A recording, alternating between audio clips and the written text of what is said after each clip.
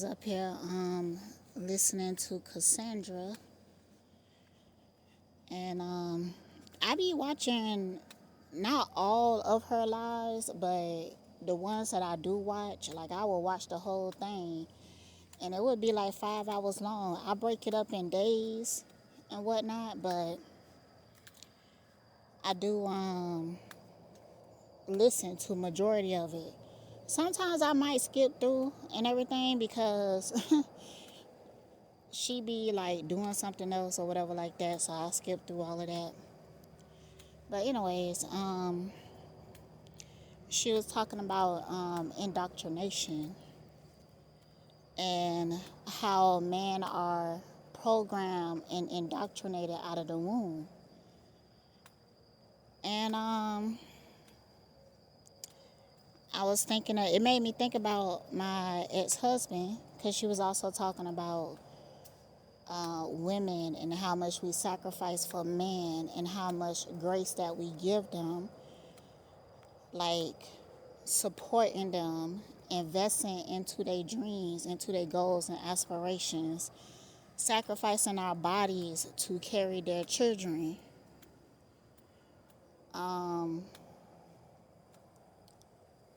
And still they find reasons to hate us and reasons to blame us. And I was sitting with my young friend, he in his early 20s, and he was talking about how he perceived women as evil, and then he pointed out Eve in the Bible and said that it's her fault that everything happened. And I was like, see, this is exactly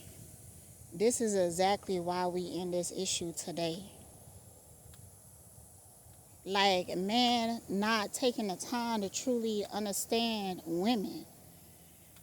Because before he said that, I was telling him, like, women are chaotic, but it's not a bad thing.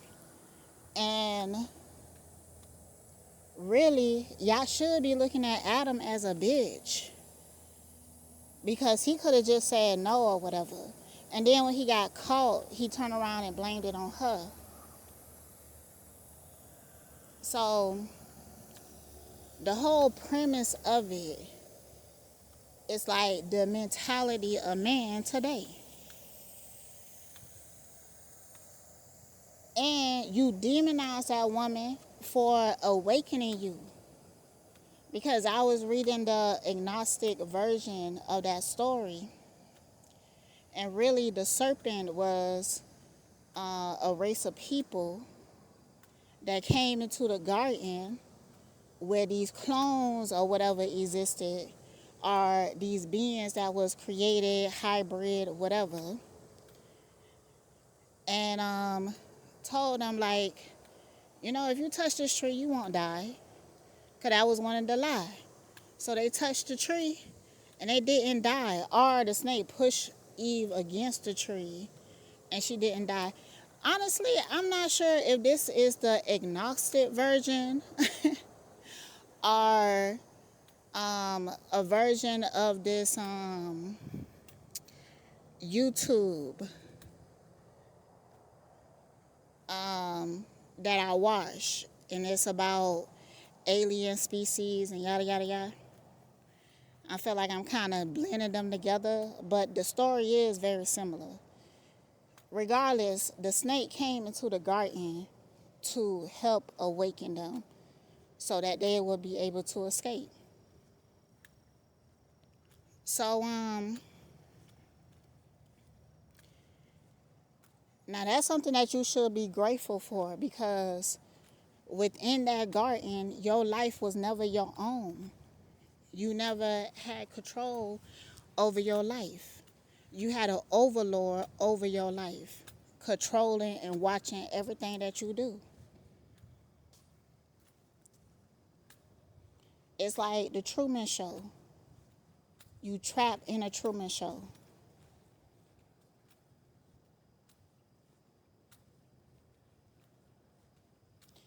But it was a point for me talking about that though.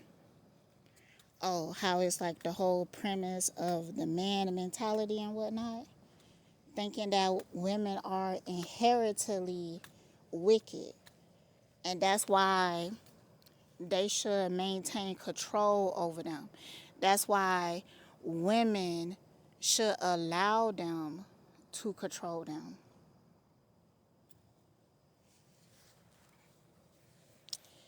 Um, and then I was thinking about something that I said because on my community tab, and I was talking about 19 Keys, and I was like, I'm open to following him. And actually, I'm open to walking beside him because I don't want to follow anybody. And it shouldn't be like that in the first place.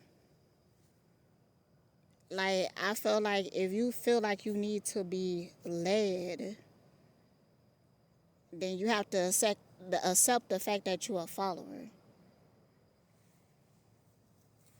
And I know I'm not no follower, but be that as it may. So these narratives about women shapes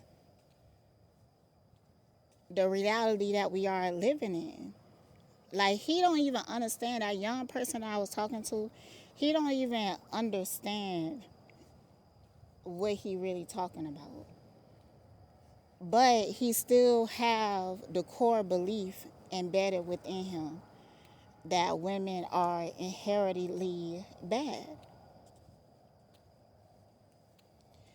And I feel like in the younger generation and his generation, it's kind of this feeling of distrust. So that's why they are manipulative when it comes to women. That's why they start to objectify women. That's why they lack respect for women. And they lack respect for the nature of a woman. So when they looking for a partner, they looking for a generic brand of something. Somebody that cook and clean and do wifely duties or something like that. Like their own personal maid. And they choose women that are willing to play that role. And that's like the only role that they could play.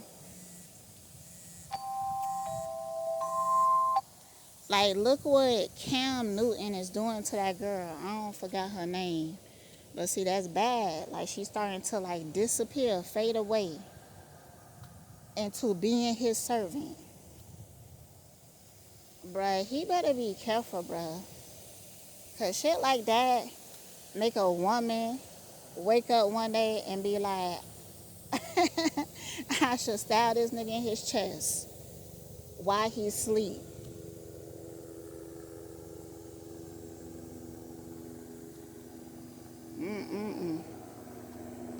Y'all best to be careful. It's too many women that I had conversations with, and it been a time dealing with a man that she had certain thoughts while he was sleeping. I know there's one person, her and her partner got into a fight earlier in the day, and he was just real mean and disrespectful towards her. And then they went to sleep, but she can't sleep because she's still mad. So she kicked him out the bed. She kicked him out the bed. And I remember a time, my brother, he had just passed away. Like, it been a few days and everything. And I was in the car with my ex-husband. And I was wearing pants. And he started complaining about me wearing pants. And I was just like, bruh, I can't do it. Like, I can't sit here and have this conversation and this argument with you. Like I can't do it. So I got out the car. I started walking. I made up my mind that I was going to walk home. And he asked me to get in the car. I wouldn't get in the car. I told him to go ahead, like I'm just going to walk home. So I went down this street and he had to drive around and do a U-turn. He asked me to get in the car again. And I was like, no. So he drove around and he went home. Now this is about 9, 10 o'clock at night. And the street that I was walking on, it was hella dark. Like this is in D-Land. D-Land is very country. There's a lot of trees and stuff like that. This street didn't have no lights. But the weather was perfect. Yeah, because this was like in the fall time. So when I was walking home, I was listening to FKA Twigs album. Hold on, let me see. Let me get the name.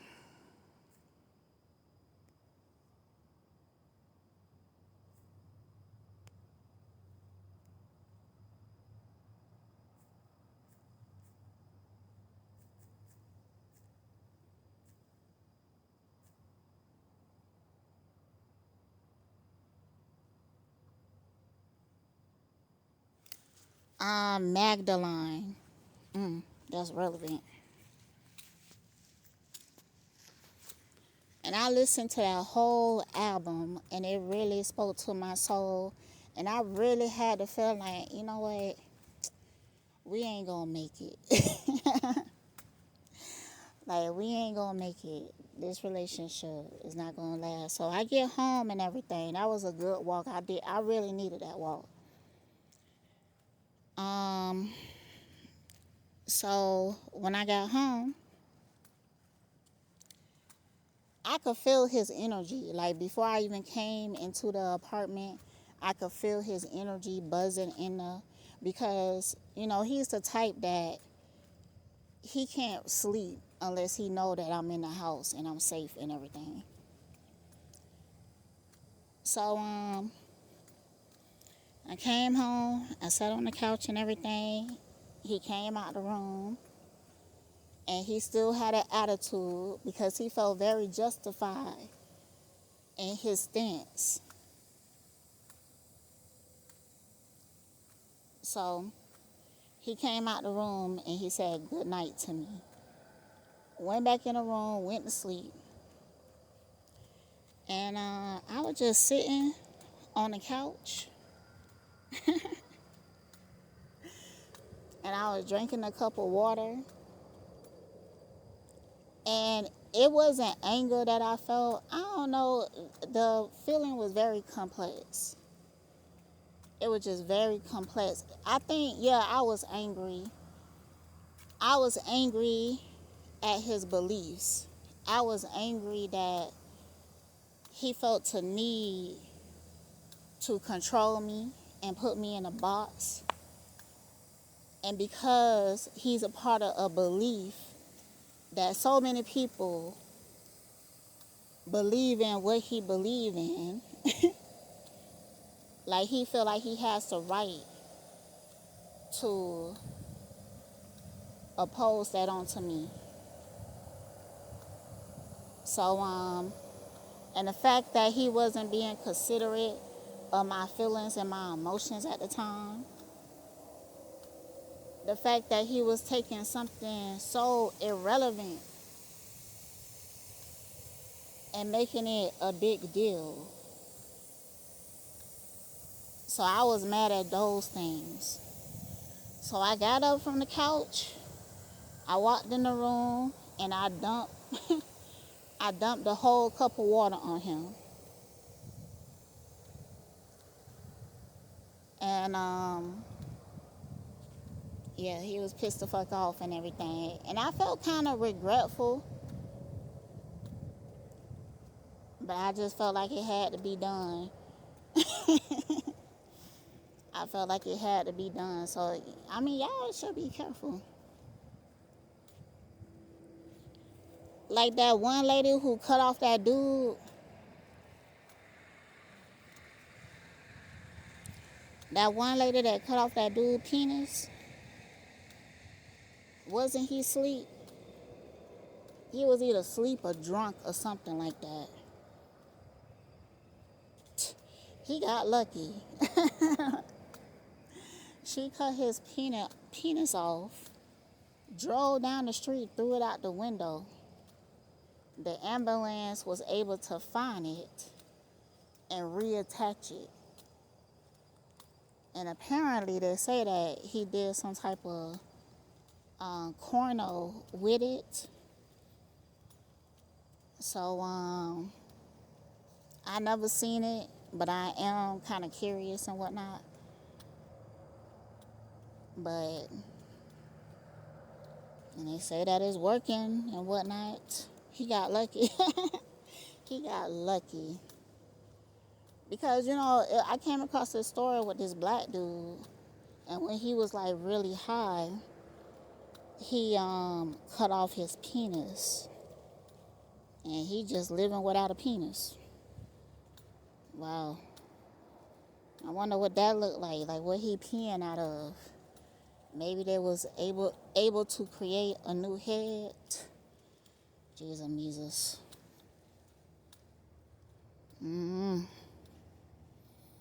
That's sad right there. I don't know. I feel really connected to orgasms. And I want to be able to always have an orgasm. And when people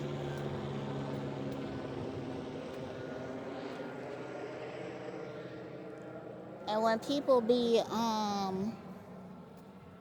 playing around with that area, creating fake penises and fake vaginas and whatnot, they ain't gonna never experience a regular orgasm ever in their life again. And that's just fucking sad. I do not want to live like that.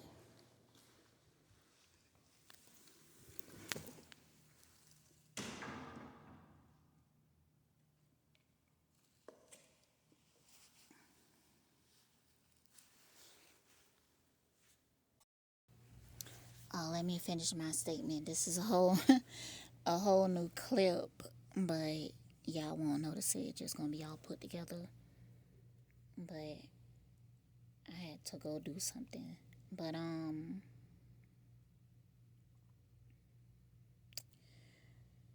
I guess the point is, actually, no, I did not make my point. I guess the other point is that's why you shouldn't go to bed mad. That's something I always heard. You always hear that. Don't go to bed mad.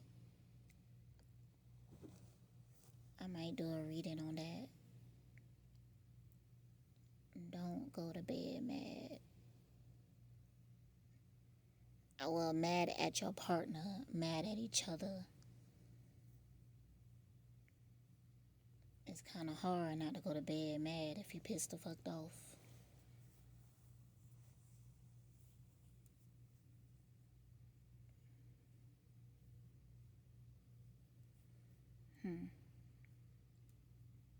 Oh, but I was talking about that album. Yeah, y'all should listen to that album. Like all the way through. I felt like that's how I felt.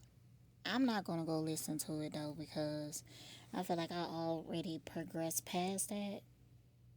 So I did try to go re-listen to it. I'm just not in that space. I'm not in that space.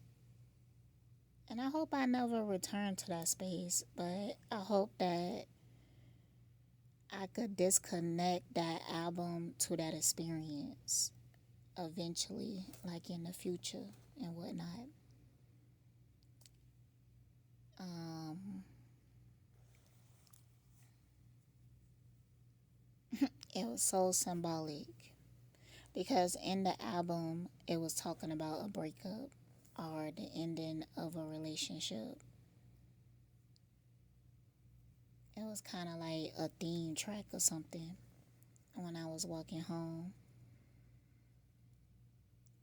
But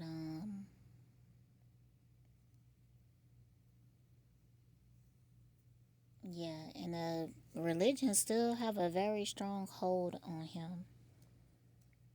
Sometimes he send me pictures like he really integrated himself like into the church and everything. Like he traveled with them.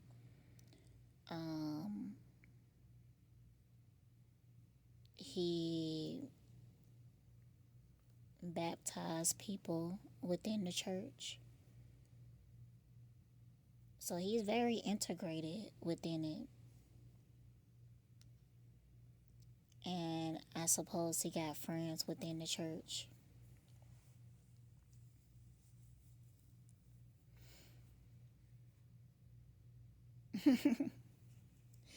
It was this one time, it was somebody that came to the church and they was homeless. So he was like a brother of the church and everything. And they needed a place to stay for a little while. So because my ex-husband, he had extra bedrooms because he was anticipating on me coming back, but he was like going to give me my own room and everything. Um, but he on downsize now. Now he has like a one bedroom. Um, so he let the person stay with him for a little while, and he said that that dude would just be sitting in the room talking to himself, saying really messed up things because he was mad at my ex husband about something. It was more like kind of like jealousy. Like he was jealous of my ex husband. And when he be talking to whatever entity he talking to, he be talking about my ex husband. And I told him from the beginning that it wasn't a good idea. And I told him that you should get that person out your house. So eventually he listened and whatnot. But actually, it's like when he was about to go tell the person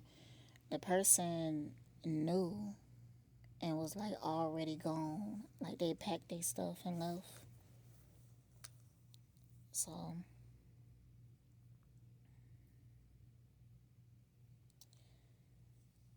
um, what else? Mm, I felt like I might have said everything. I felt like I had another point of starting this recording, but it just ended up somewhere else. So,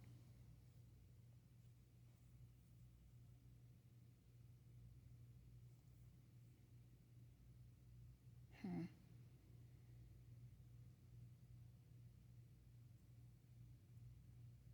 But yeah, people are deeply um, indoctrinated.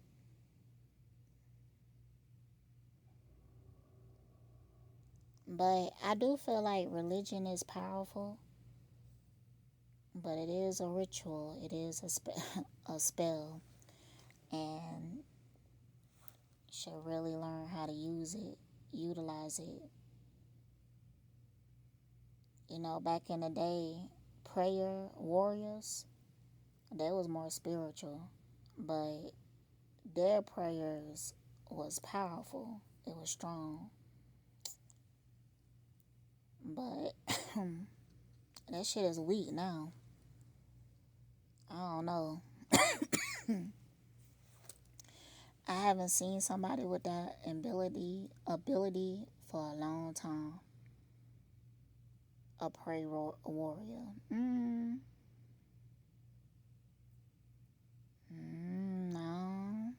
Mm-mm.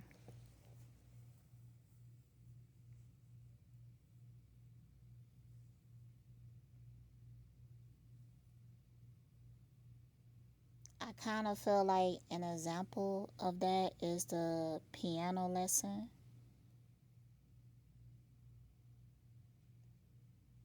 at the ending. But she started calling on her ancestors. There's an original version, and it's on YouTube, and I think it's free to watch right now. I might go watch that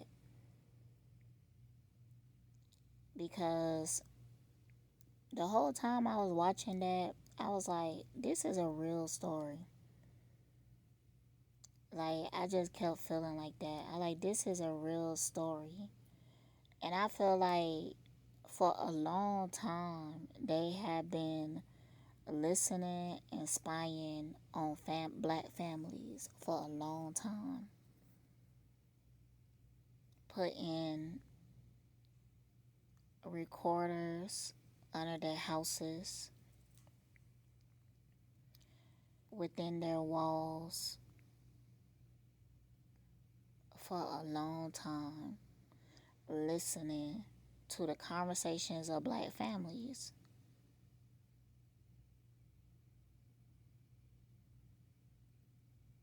Like, I never really chill with white people. So I don't really know what be going on in their living rooms and stuff. But in black families, like I always experience throughout life, like sitting with the adults in my family and listening to their conversations. It's like black families have the tendency to have these deep, energetic conversations and these deep experiences that intrigues them. And they make movies out of it and everything. That's why there's so many people that be like, that movie is like my life. Or with my dad, it's stuff that he wrote in college. And when he see a film or something, he recognized his work. He was like, I wrote this story. I wrote this story. They just harvest so much from out of us. It's ridiculous.